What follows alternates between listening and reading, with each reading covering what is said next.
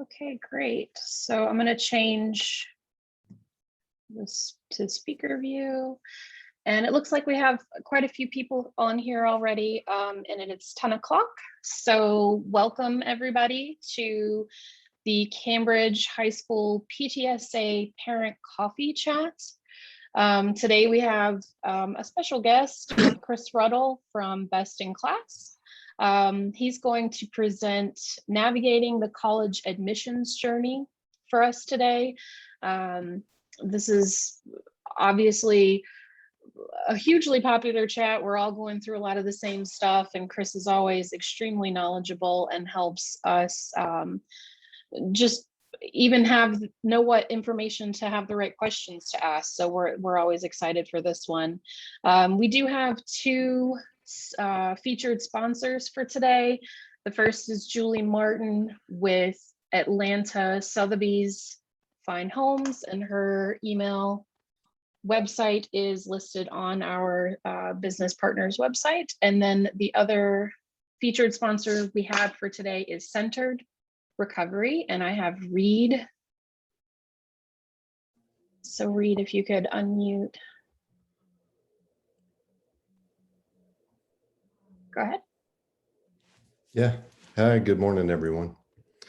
I'm Reed Smith from Centered Recovery, and just want to tell you, Centered Recovery is a mindfulness-based whole life recovery center, and we treat your friends and neighbors, local residents here in Milton, Roswell, and Alpharetta and surrounding areas for addiction and alcoholism issues, but also welcome people who are simply struggling with anxieties, depression, or things like work stress and burnout. And I think this past year and a half has really shown us how important our mental health is to our overall well-being, and how it impacts work and parenting and relationships. And we are not what anyone imagines a recovery center looks like. It's a beautiful facility just past downtown Alpharetta, and our classes are offered in person as well as virtual, and they're taught by behavioral psychologists and philosophers that educate people on how their psychological systems work so that we can be our best self.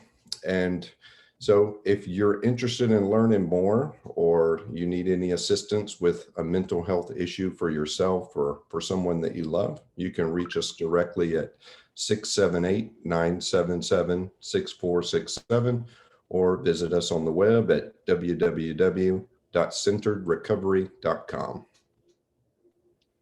Perfect. Thank you so much, Reed, and thanks You're for welcome. being a business partner.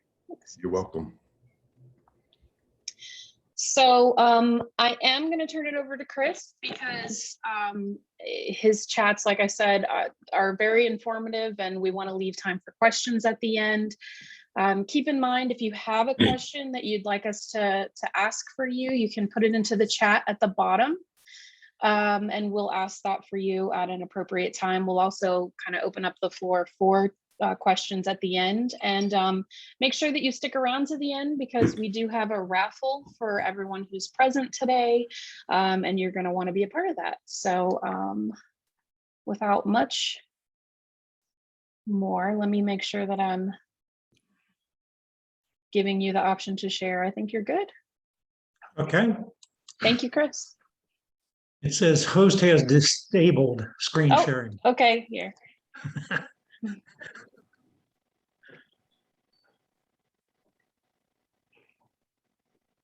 Okay, it should be there now. Yeah. You're my good dog. Yes, you are.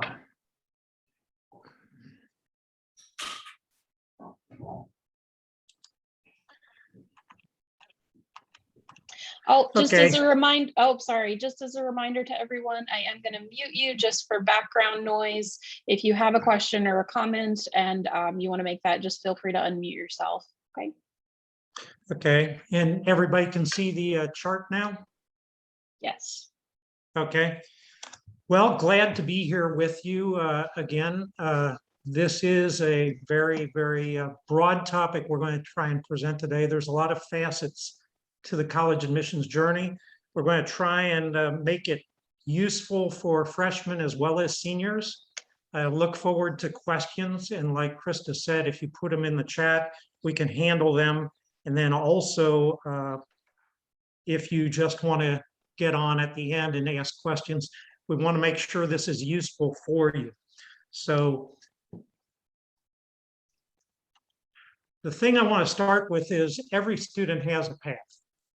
There's 4,300 colleges in the US, and you can see the split there. There's even a lot of for-profit colleges that typically are focused more on one type of career or one type of knowledge. But even if somebody's not ready right now to go to college, there's options like ROTC in the military, there's apprentice programs, there's certificate programs, there's plenty for kids to do. And frankly, with COVID, one of the big things that happened was a lot of students decided to take a gap year. And what we're seeing is in the current admissions in 2021, they're up. The initial figures are up. And one of the reasons is a number of the people that deferred in 2020 have decided to go to college. But it pays, like everything, to be an informed consumer. And I want to share some things with you. If you see on the left there, college tuition and fees and college textbooks have risen in price since 1997 more than anything else except hospital services. So they've just exploded as far as what it costs to go to college. And I'm sure you've read that. One of the responses that a lot of people have done is they've taken on student borrowing. And then the lower right, you can see, although there hasn't been as dramatic an increase in the quantity of borrowers, the amount borrowed of student loan debt has exploded. It's over $1.7 billion. And when they do surveys, you can see there a little over a third of people manage to get through college with no debt, but you can see the amount of debt that the average person takes on for undergraduate, and this is with a little bit of a star, it's at public universities. The one thing to be careful of with student loan debt is, at least under current law, even if you go bankrupt, student loan debt is not discharged. So it stays with you for your whole life. So it's a very, very important decision you take if you choose to use student loans in order to pay for college. The fact is, though, although it's maybe not as clear a choice as years ago, continuous learning is crucial for the future. And there's been a lot of articles, is college worth the cost? to address some of this, the US government has pulled together a website that releases earnings data for thousands of college programs. So you can go to a college, you can go to a particular major, and you can see the earnings data that that major gives. So it gives you an idea of what that degree is worth as you consider what it costs. Georgetown University also has done a lot of work, and they've ranked 4,500 colleges and universities on ROI on the education. One interesting thing that they've come up with on a shorter term basis, on a 10-year basis, associate degrees and certificate programs are a better return on investment. On a full career basis, 40 years, the return on investment tends to be best on four-year colleges, especially private colleges that tend to cost a little bit more money. So like most things in life, the data is mixed, but you have plenty of resources to begin to understand what is the payback on education. But as I presented before, being an informed consumer is ever more crucial. You know, you talk about college loans, and I pointed out that $1.7 billion is borrowed right now. There was a survey done of students that did take out loans, and 51% of them specifically went to college to increase their earnings potential. But at that point, and a lot of these were recent graduates, 50% of them were in a job that did not require a college education. So that's one of the things going on right now, is in a lot of cases, the students are not getting jobs that their degrees require. Another interesting thing is that a lot of companies, among them companies like IBM, like Apple, like Bank of America, and others, are beginning to weigh skills more than education. And they are taking into account candidates that don't have a college degree. Now, part of the challenge right now is, how do you demonstrate your skills, particularly early in your career? Google, admittedly for mainly their technical jobs, has their own training programs that they hire directly out of, and that's how they've handled that. There's other certificate programs that are ongoing, but one of the big things that's changing right now is that companies are looking at the possibility of bringing in people without a degree. An interesting thing in the middle there, the last president, President Trump, he actually issued an executive order that emphasizes skill over degrees for even federal jobs. And I know a lot of people look at the federal government as being slow to move, but even the federal government for selective service is now de-emphasizing degrees and more looking at skills. The final point is, there's many degrees, many careers, if you look at that one article, 42 up and coming careers that don't require a four-year college degree. So again, as I said at the beginning, there's plenty of options for every student. I think the world is changing fast. I think you're going to see more and more ways to demonstrate your skills, to get certificates, and that the stranglehold that college has on getting a good job is going to begin to weaken. It's not going to go away, particularly if you want to be a lawyer, a doctor, things like that.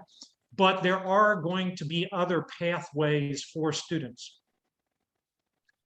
Some recent developments in enrollment. 2020, the final enrollment was down 3.5%. And that's a survey that was taken of all the colleges.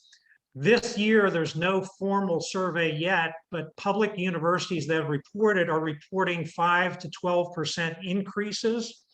So what is being attributed to is, like I said before, a number of students that took a gap year in 2020 have joined the seniors that started college this year and driven up that rate.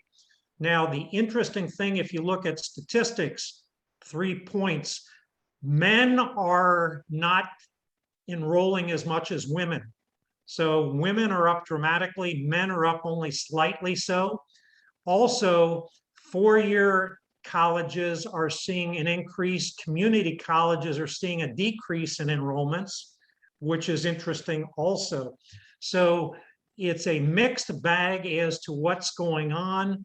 One of the things that was noted in 2021 is that selective schools are seeing a lot more applications than before, while non-selective schools are seeing fewer. So if you want to go to a selective school, there's even more people applying, and what's happening is the acceptance rate is going down. Now, if you look at the colleges and universities themselves, there's been a survey for the American Association of Colleges and Universities. 74% of them rate financial constraints as their biggest challenge, and it is first among all of their concerns. There's nothing even close. What's even more surprising to me, 60% of them are concerned about their institution's financial stability. And there's been a lot of articles about the number of colleges declining in the coming years. And I think the combination of there's fewer students because of demographics, fewer high school students, and the costs are going up. I think you're going to see that more and more colleges are going to close or are going to combine. The final thing is I get asked a lot about SAT and ACT tests being optional. And going into the 2021 entrance year, that held, but it's beyond, it's less clear. There are a number of colleges that have chosen to make SAT and ACT test optional ongoing, but many are instituting the requirement for the students that are applying this fall and going in 2022. But even if it's test optional, 3 cautions. The survey so far have shown that of the students that have been accepted, 80% of them have turned in an SAT or ACT score, even though it was optional. So if you're competing, particularly at selective institutions, optional really means probably not, because you're competing against a pool of candidates that have the scores, have the recommendations, everything else. You need to show everything you can to get in there. The second thing is a lot of scholarship opportunities still require you to have an SAT or ACT score. So if you don't turn one in, you're excluded. One obvious one here in Georgia is the Hope and Zell Miller require an SAT or ACT, at least they still do right now. The final thing is some of the schools that have made SAT or ACT test optional have put in other requirements. So they may say, give us a copy of a standardized test you took in high school, or some graded work from high school, or something else. So you have to look at the college or university's website if they say test optional to really understand what that means in that case.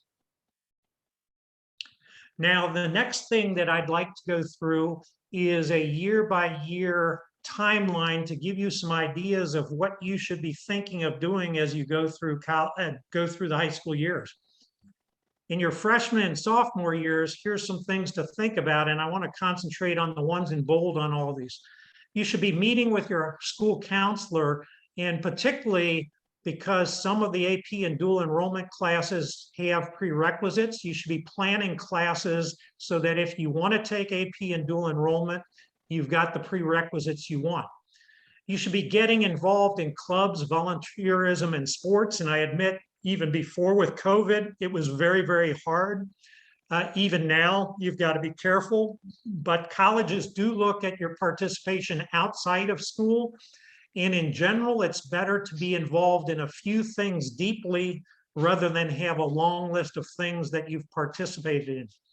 You should start to think about your career interests, what you want to study, and that's going to lead you to where you might want to go to college, which is important because it sets what grade point average and what SAT or ACT score you need to be competitive to get in there. And you should start to talk as a family about paying for college. You know, if something is outside your ability to pay, You should set that up front, or you should say, you know what, if we don't get a scholarship for this much money, we can't go to college X. That will make sure that as you start looking at schools, there are things that ultimately you can apply to, you can get accepted at. Few other things you should be working on, but if you start in your freshman and sophomore year with these activities, then what you're going to find as you get to junior and senior year, you're going to be in a better position. You're not going to be playing catch up. In the fall of the junior year, you should be planning your SAT and ACT testing schedule. Our recommendation is that every junior have at least one test score during their junior year, because in the senior year, for most application deadlines, there's only 2 SATs and 2 ACTs that you can be comfortable that you will have scores when you turn in your applications. And if you wait till then, don't get the score you need, you're going to be in trouble. In general, some juniors decide to take the SAT and ACT early in the junior year because the junior year is the most difficult. It's the one with a lot of AP classes. So they study between sophomore and junior year and take it.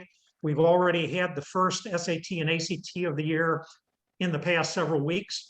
Or others wait till later in the year, want to have more classes, so they take it in the second semester. You should begin to shortlist your targeted colleges. And we'll get into it a little bit more, but a lot of students begin with a long list of parents have told them, they've seen, friends have talked about going there. They may be looking at 30 colleges to begin with. You should begin to shortlist it so that you know where you're aiming, what scores you need, and what you need to do to apply. And in your fall of your junior year, and you can make some visits before, but you should begin to visit local colleges and college fairs. Obviously, we got to see what's offered. Some schools are allowing on-campus tours.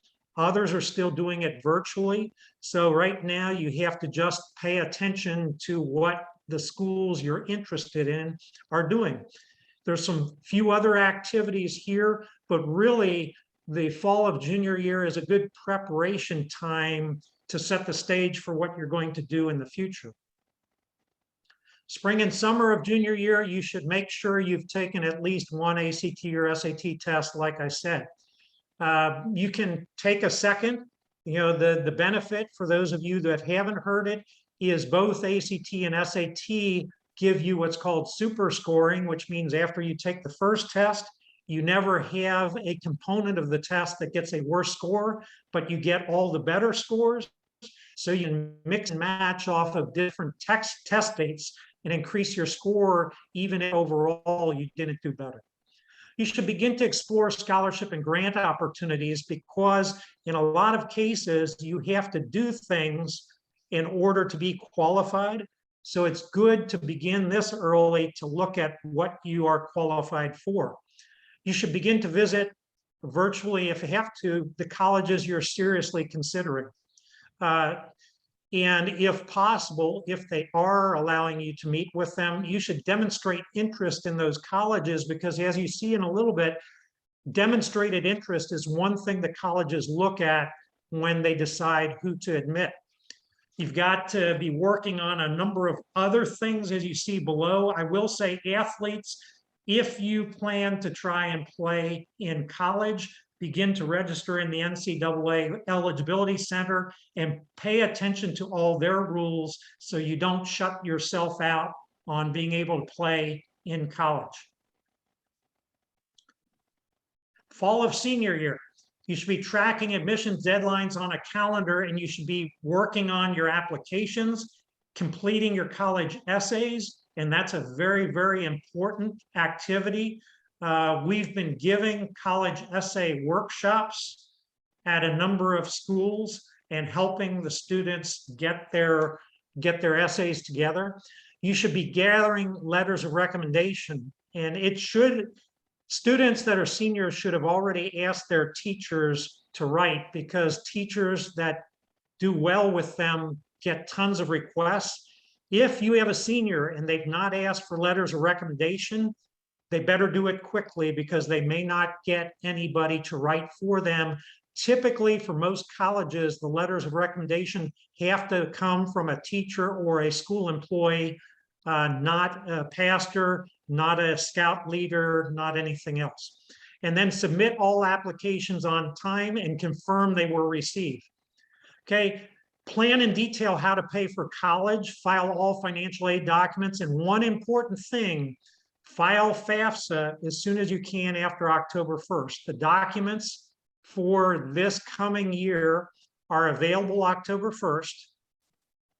You should file sooner rather than later, because once it gets done and the colleges see it, some of them fairly early on, particularly if you've done early admissions, start to give away some of their money, and you may have less availability of money in the second semester of the senior year. So those are some things in the senior year. In addition to everything your students doing, filing for college applications is a lot of effort. It takes a lot of time, and they should be spending it. We'll go through some of the specifics of that in a little bit.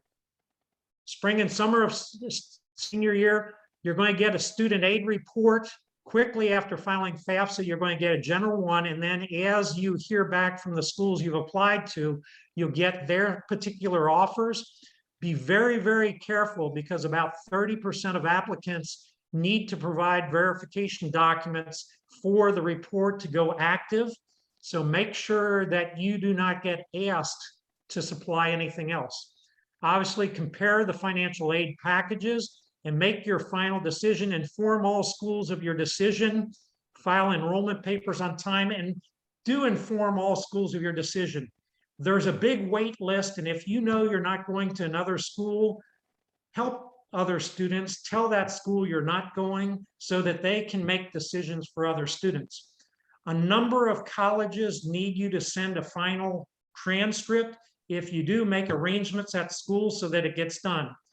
And at the bottom, say thank you to everybody that's helped you, like the teachers that have written your recommendations, and enjoy your family and friends, because when you go to college, you're going to have a lot on your plate.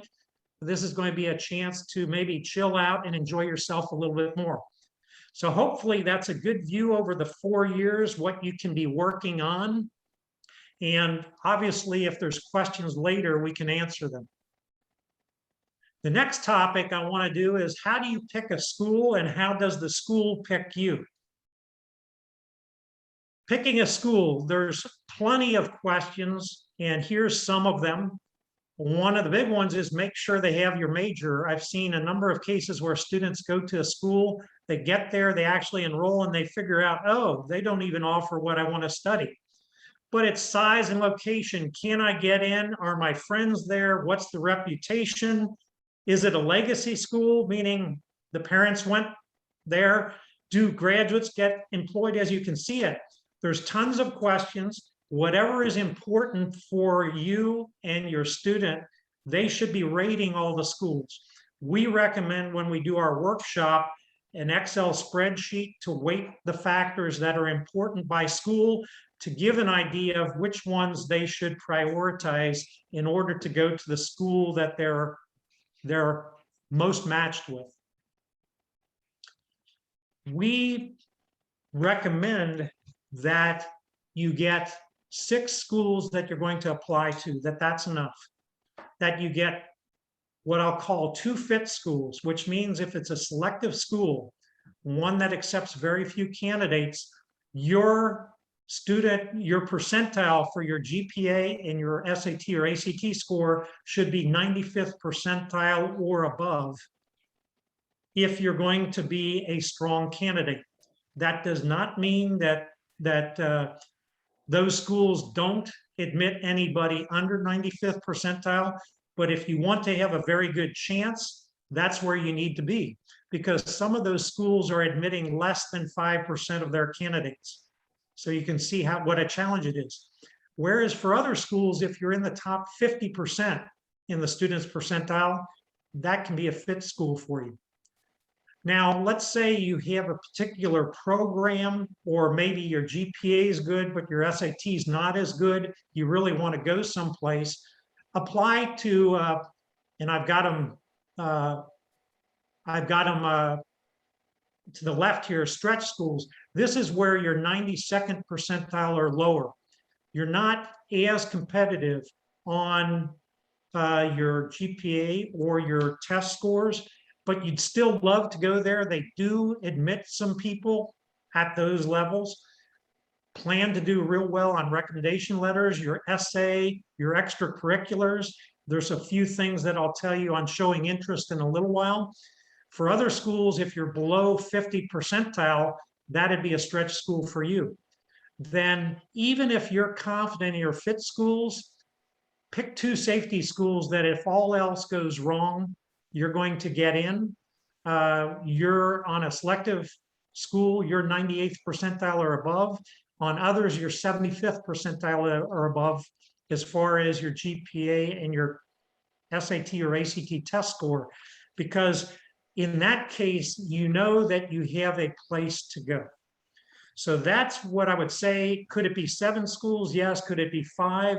But I've seen students, particularly with the Common App, apply to 20 schools. I don't think that's necessary. And if you do schools that aren't on the Common App, think of this, you're going to have to write an essay for every school. That's a lot of work. That's a lot of work. So that's where we say you should be going as far as the selections. Now, how do you get to 6 schools? Like I said earlier, most students start with a pool of about 30 schools that they've heard about, that they kick the tires on, they look online, they talk to friends. Most students actively review, actively investigate about 10 schools, and out of those 10, they get the 6 they apply to. So that's sort of a funnel idea that you can get at as to what your students should be doing as far as picking schools. Now, how do they decide? Yes. Chris, I'm sorry, we did have a question on that previous slide. Yeah. And she just asked, what does the others stand for on this slide? And that's non-selective schools. So those are schools that instead of accepting 5 or 10% of their candidates, 15% of their candidates, maybe accept 50% of their candidates. Gotcha. Okay. Thank you. So now, how do colleges decide? College selectivity, we can show you the single biggest slice of the pie is the lower right. They accept 85% plus of their candidates. And you can see gray is 71 to 85%. So you can see that the bulk of the schools in the US accept more than 70% of their candidates. They aren't that selective. If you go all the way around, the blue is less than 50%. It's probably 15 to 20% of the schools. There are some that are super selective, and the Ivies, Stanford, Georgia Tech, and others, and you're going to see acceptance rates well below 10%. So you can see that no matter what scores, GPA and test scores your students have, there are places that they can be competitive with and they can get in. Now, what are the admission factors? And this is a survey of the schools themselves. The 4 biggest ones are grades in college prep courses, grades in all courses, strength of curriculum, which means how much college prep, AP, and dual enrollment you enroll in, and admissions test scores. Okay, so those are the most important. Right below that, and it was super important in cases where admissions test scores aren't given, is the essay or writing sample. So you're going to have to turn in an essay. It's your chance to show your unique characteristics, and it's a very important thing to get done well. Those essays continue to morph. One example is for UGA, they added the requirement of a short essay that everyone has to write, and then picking one of the 5 longer essays that you pick one of 5. So if you're looking at the schools, make sure you know what sort of essays they're going to require. One of the things you can see, recommendations are next, counselor and teacher recommendations.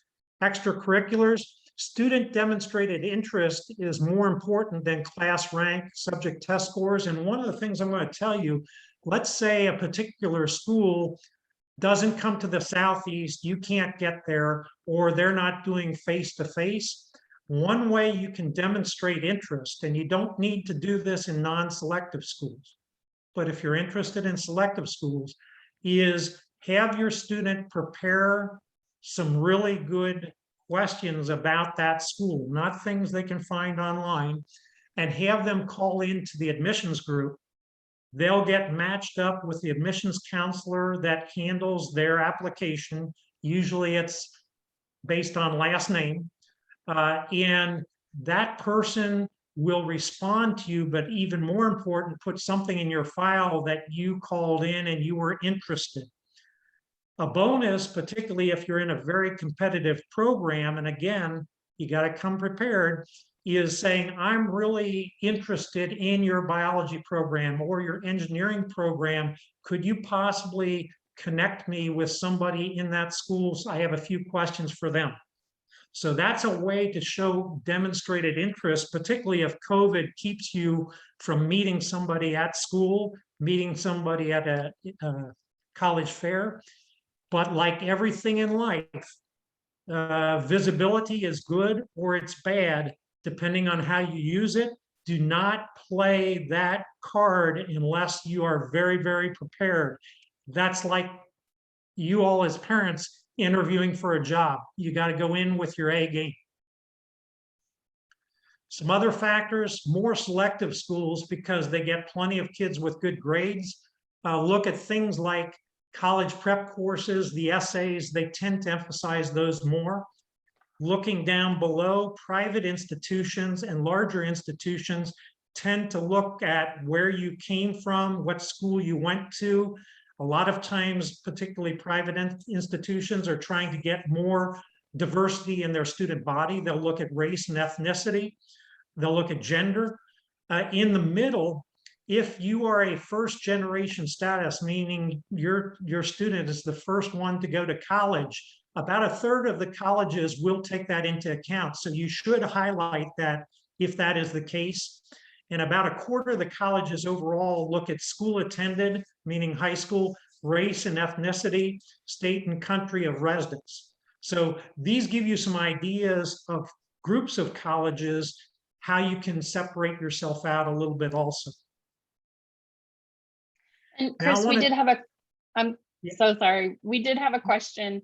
How early should one do that to express early interest? Is that only after applying or prior to applying? I would say prior to applying, but not grossly apply before. Like, let's say you're doing early admission, and in early admission, you have to turn in October 15th. I would do it something like August, September. Okay. Now, let's say that you visit that school on spring break the junior year before. Okay. Do it all while you're in person. If you're there, it's 9 months before you apply or 6 months before you apply. Take advantage of that. Don't do a drive if they're allowing in-person visits. Don't do a drive-by visit where you just walk around the campus. Let admissions know you're there and ask them, hey, can you connect me with somebody at that department if you want to do that? So if you're in person, take advantage of when you're there. If you're doing it virtually, I would say the 60 days before the admissions date. So if it's a normal admissions date and it's, you know, December, January, then you could do it October, November. Okay, good to know. Okay. I want to give you some ideas of how to pay for college. And if you look at the source of college funds, so you can get an idea how people do it, you can see that the single biggest slice there, that's sort of brownish, orange-brown, is scholarships and grants. So for most kids, what they get on scholarships and grants is the largest portion of paying for college. That's why it's so important to do an investigation of what's available. Second is parent income and savings. And when you file your FAFSA report, they are going to give an idea based on your situation, how much you should be paying, and that's going to guide some decisions by colleges as to what scholarships and grants they'll make available to you. You can see that the third biggest is friends and relatives. Fourth biggest is student income and savings. So this gives you an idea of how most people pay for college. And so what I want to really emphasize, even if you're in an income level where you don't think you're going to qualify for a lot of need-based, take a look at the scholarships and grants, because there are ways to get college help on paying for the tuition. Want to go through some other ways, though, for you to think of paying for college. One is dual enrollment in AP classes. Because dual enrollment got so popular, the legislature's put some restrictions on it, but basically those are being paid for by the state, and you're getting credits that help your student graduate. The benefit of those versus AP classes, there's two of them I really think. One is they get used to a college class before they go to college. The second is the AP classes, you don't get credit unless you do a 4 or 5 usually on the test at the end of the year. So it's a test date pressure. Dual enrollment, you're not down to one day where if you do bad, you don't get credit for a year's input. But both of those can get you credits. I've seen some students get enough credits for a semester's worth of work. You've got in Georgia, we've got the benefit of Hope and Zell Miller scholarships. You have to have a SAT, ACT score, particularly for the Zell Miller. But the Hope is a 3.0 grade point average, Zell Miller 3.7. That's a great chance if you go to a state university to get a lot of your tuition paid for. As Hope right now is about 70%, and Zell Miller is about, is 100%. Another thing to just remember here, these are good for 4 years. So as long as your student keeps a B average or above at school, it will be renewed for 4 years. For some students, particularly if they don't know what they're going to study, they can begin at community college.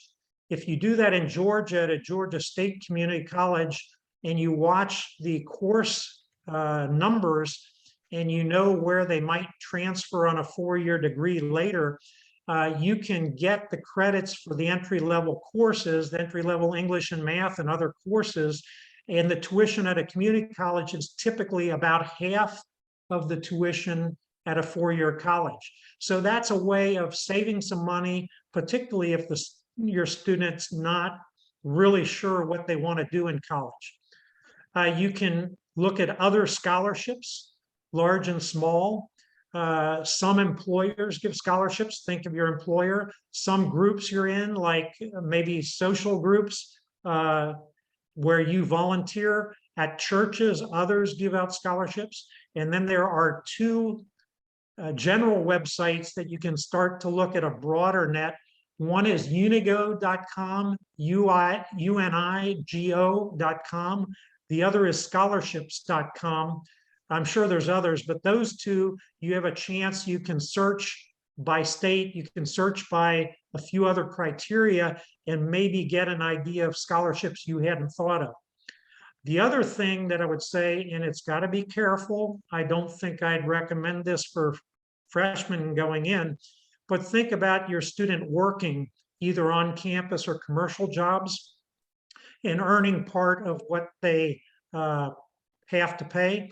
An example of the on-campus job is, and this won't be for a freshman, but when they get there for a while, for a lot of schools, if they become a resident advisor and they take care of a floor in the dorm, they get free room and board. So that might be a way to get part of their cost paid for if they're willing to help take care of the kids on that floor. So plenty of ways to pay for college. And that's why I recommend you really start looking junior year and cast the net widely so that you have every opportunity in front of you. So leaving that, I want to touch last on ACT versus SAT. Get a lot of questions as to which one should my child take. The reality is schools take both. So if you're worried about which one do the schools like better, you don't have to worry. The only place I might say would be good is if you're planning to do engineering at Stanford, MIT, Georgia Tech, or those other select schools, since the ACT is, quote, the STEM, you might want to opt a little bit for ACT for them, but Georgia Tech and Stanford and MIT accept plenty of students that have taken the SAT instead. Georgia has tended to be more of an SAT state. Other states are more ACT states, so it's even geographic based. So I'll let you look at this while I give some generalities. These are some questions, but in general, like I said, the ACT test is the STEM test. It has a science component, which the SAT doesn't have.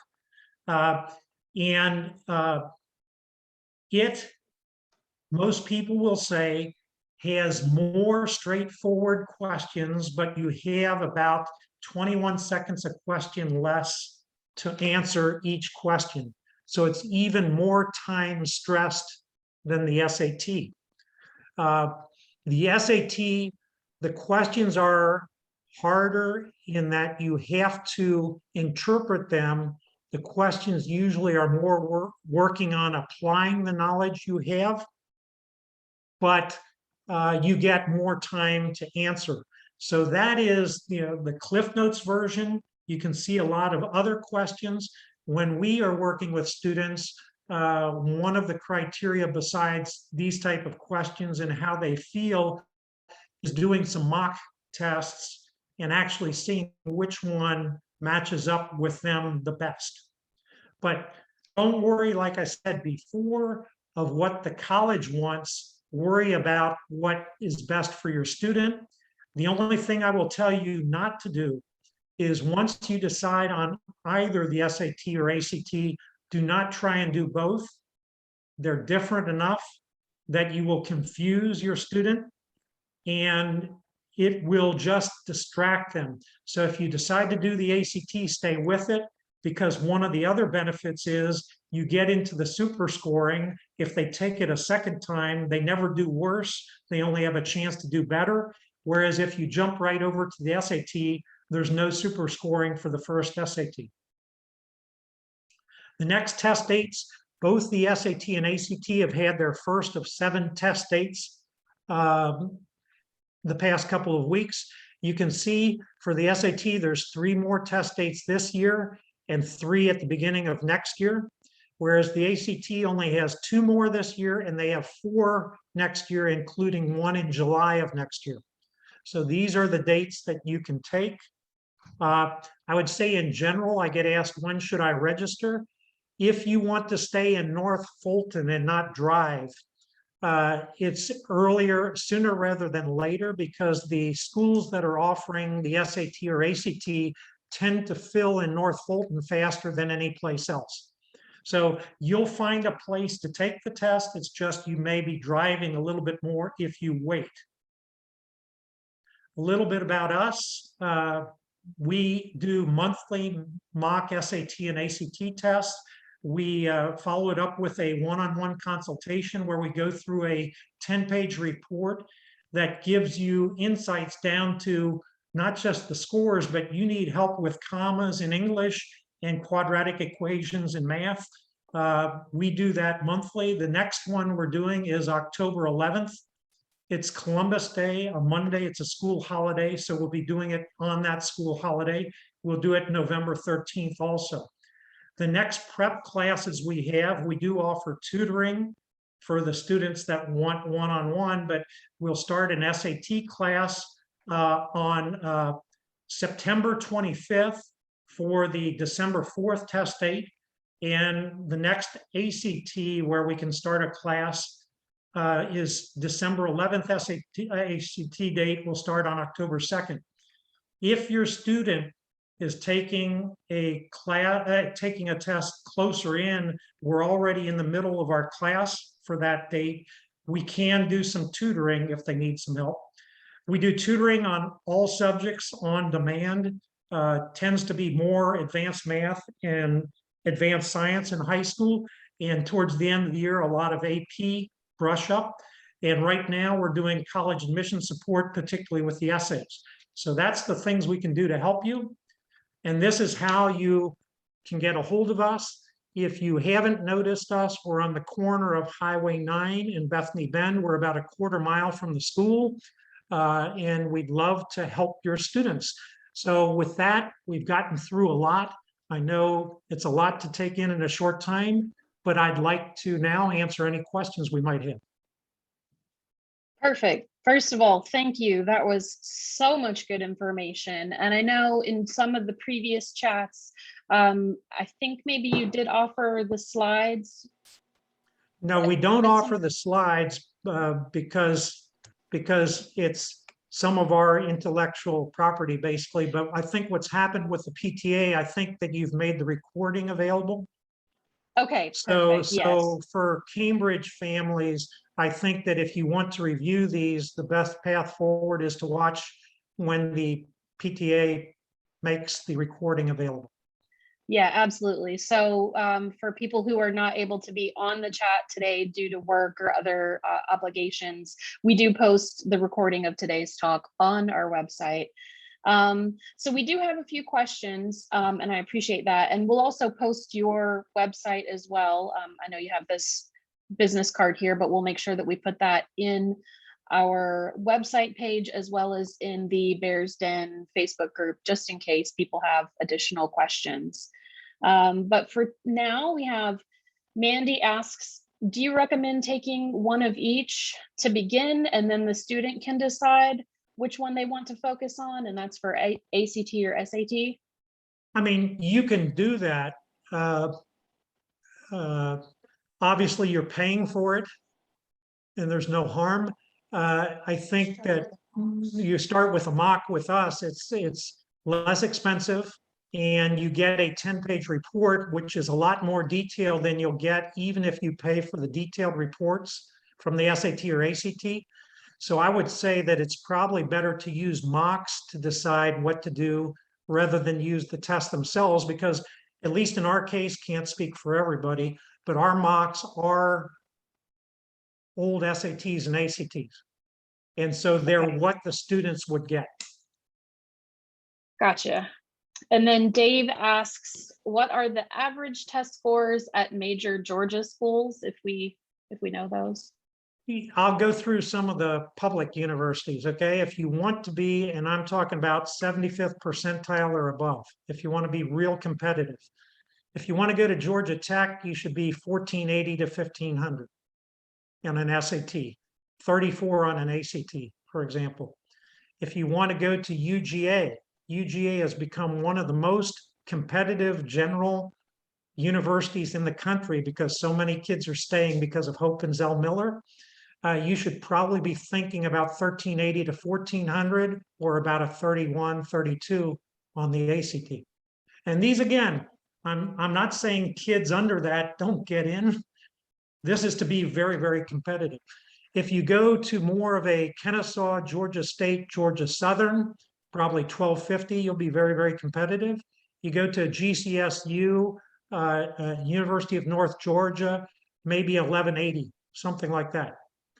You start out at a community college, like, now Perimeter is actually part of Georgia State. You can probably get in with less than 1100. So every student, no matter what their test scores are, has a place that they can go. Perfect. And Yeah, that's why it's helpful. important to pick where you're going to school, because although some kids are in the test prep to get a perfect score, the large majority of students want to get in college. Once you get the score you need, you've got plenty of other things in your life. Get it done and get it out of the way and go on to other things in your life. Perfect. That's helpful. Dawn asks, are there any virtual options that kids could be doing for SAT or ACT prep? Or are they all in person? Well, you can go everything, if you look, you can go everything from full tutoring, which means everything's done in front of a tutor, and the tutor is even watching your student do practice problems, to all online. So there are online programs. We're in the middle, we're blended learning where there's active instruction, but all of the drill work is done at home online so that you're not paying a tutor to watch your kid do the problems themselves. All of the practice problems have a video, so if they can't solve it, they can watch the solution. If they still can't get it, they flag it to the tutor for the next time they see the tutor. But if you're looking for some online, and this is particularly good if you're doing some general improvement, because I recommend if you're going to come with us or any other service, you wait until you're close to the first test date. But let's say you're a year off your first test date, you just want to start. One option, the SAT is a little bit more advanced than ACT here, is if you have an account set up, which you have to do to register, they have the Khan Academy videos and some other test resources that are available at no charge. So you don't even have to pay for an online program. You can start with that. So again, do something like that if you're doing early testing. And then if you need help, if the mocks say you need some help, then when you're, I'd say, closer to the test date, for us, our classes start 10 weeks before a test date. So probably you should approach us 3 to 4 months before the desired test date to get a mock in, to get the class set up. Then that's when you can approach us or anybody else that would give some specific test support. Perfect. Okay. And then Julaine asks if you could please repeat the scholarship websites. I know it was scholarships.com. Was the And other one is Unigo? unigo.com, unigo.com. Gotcha. I'm sure And there's some other generic ones, but those are two that I've seen that I like the ability to search. Like you can search for Georgia, you can search for majors, you can search for different things.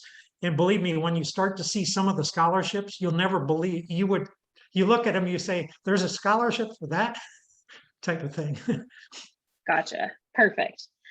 And then finally, Dave says, what is the ballpark that you have seen students raise their scores after taking your prep classes? What's the, what's your success look like?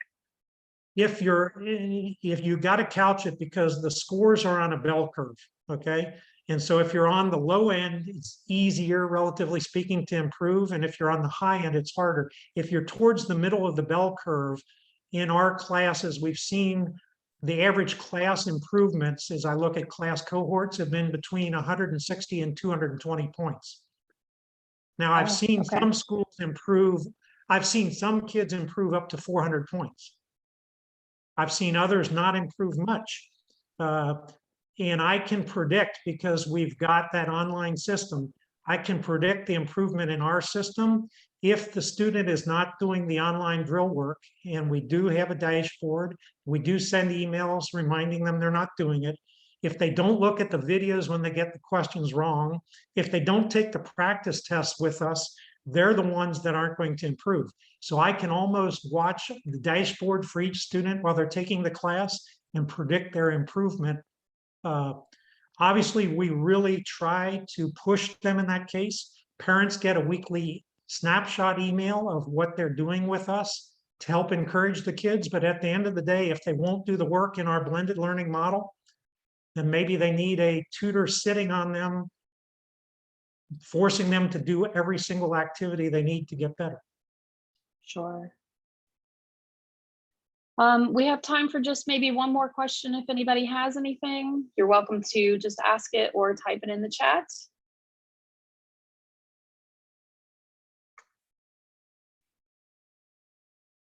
Okay, I do want to give us a chance to offer up our raffle for today. Chris has generously offered a seat for the mock test on that Columbus Day date of 10/11, and the mock test does include that consultation. That's a huge thing for anybody who's interested in this. I think that's obviously really generous, and it speaks to, you know, how passionate you are about helping, you know, our local kids. So if you type into the chat, good morning. Two things I would say on that. If October 11th, you're out of town or whatever, we can do it. We do these monthly. We will move the date. The second thing is we strongly do not recommend that freshmen take it. They don't have enough knowledge to do well. If you have a freshman and you win, hold it for when they're not a freshman. Sure. Okay, good. Yeah, good points. So Yeah. I'm going to take the 5th person to type good morning in the chat. And let's see. I've got one. Oh, it's going so fast. Hang on one second. I've got 1, 2, 3, 4, 5. I've got Wendy McVeigh. So Wendy, if you will stick around at the end of the Zoom, I'll get your contact information and we'll connect you guys. And to everyone else, again, feel free to check out his website. Again, they're right near Cambridge. It's super convenient for all of our kids to get there. They can, you know, really just walk there. And just tons of great information, and we always appreciate you. So thank you again, Chris. You're welcome. You're welcome. And if